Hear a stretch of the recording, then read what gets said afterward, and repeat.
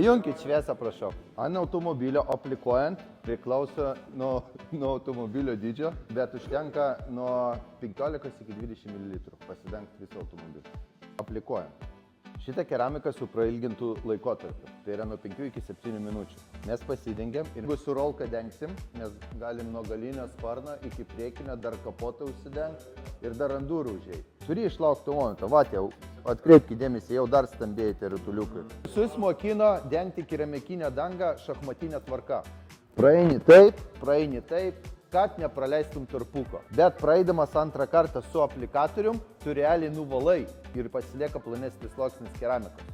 Todėl aš turiu dvi šluostes. Vieną pasiėmęs nubraukimui, kitas pasiėmęs išpoliravimui. Ir aš švelniai, nieko nespausdamas, nubraukiu perteklius tas didesnius, padedu į šoną, aš dirbu prie viso automobilio, ne tik prie kapoto. Ir va taip išpoliruoju.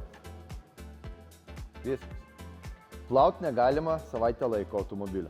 Tai yra sukurta groteliam visokiom. Jeigu tu nedavalai kažkur, o tai ir bus, kad tu nedavalysi, nieko baisaus, jinai išsisklaido. Jeigu tu aplikuodamas nedavalai, jinai neišsisklaido. Galim nueiti prie Audi, pabandyti.